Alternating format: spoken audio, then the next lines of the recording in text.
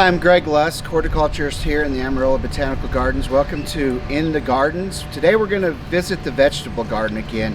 We showed you this earlier in May, and we showed you how we were planting these tomatoes on these trellis, training them to 1 or 2 central leaders and removing the side shoots. And let's see how that's worked.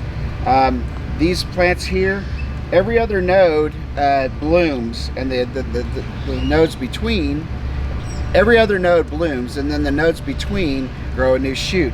So we've been removing those shoots and staying with the central leader, and there sure enough is fruit on every other node, and it's looking really good. They're blooming really well. Twice a day we're coming and tapping the screen here and making sure that there's pollination happening. Another thing we're doing, and it's working really well, you see that we have a good heavy mulch. We have minimal weeds. We've not done any weeding. There is some. You know, we've had a lot of rain. No weeds to speak of. And there's not any disease on these tomatoes, and that's a real plus of the mulch, and also removing the bottom foliage. Remember, as the tomatoes grow, we keep that foliage picked off of the ground, away from the ground, because that's where the disease originates, right there at the ground. Whenever the rain splashes the spores up on the foliage, it causes disease. And so we do have it underplanted with some basil and some nasturtium companion plants, and that seems to be helping as well. There's no tomato worms, no disease, and no insects that I can see. So what we're doing here is really working well, and we're proud of our tomatoes. So here we are over at the pepper plants. We have sweet and hot peppers. All this rain we had is not really a friend to peppers. They like hot and dry a little bit better. Although they're going to be rooted well, they do have some good fruit set, but they're a little peaked looking, just a little pale. And so what we're going to do is we're going to add some Epsom salt. Epsom salt's great. It encourages flower set and just general growth of the plants. Don't let the word salt scare you off. It's not got any sodium in it. So we use about a teaspoon to a gallon of water, and it's just a great general fertilizer. It can be used on any blooming plants and do really well. I would use it 2 or 3 times a year, and it'll really help. Remember what we talked about, always to water the foliage too with fertilizer, because the plant takes it in through the foliage.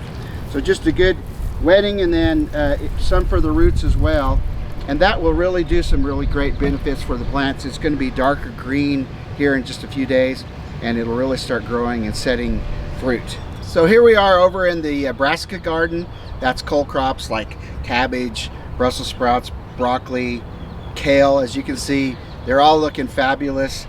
The broccoli is pretty much done for the year. Everything is kind of, as it gets hotter, it's kind of strong tasting. However, if you keep the plants going, go ahead and fertilize them, keep them going if you like.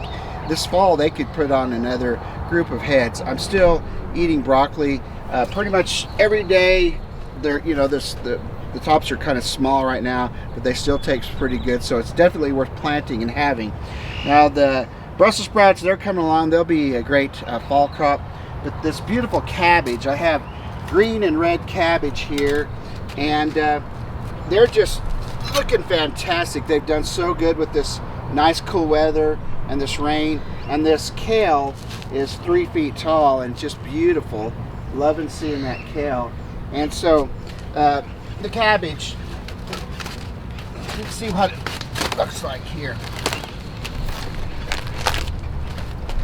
Cabbage is a great plant to grow. You start it, if you can, back in like March, and it just produces beautifully, easy to grow. Look at the size of that head. There's nothing wrong with that in Amarillo, Texas. So enjoy your garden, work at it a little bit, keep it weeded, keep it mulched, pay good attention to insects and disease, and you'll be rewarded with great bountiful crops.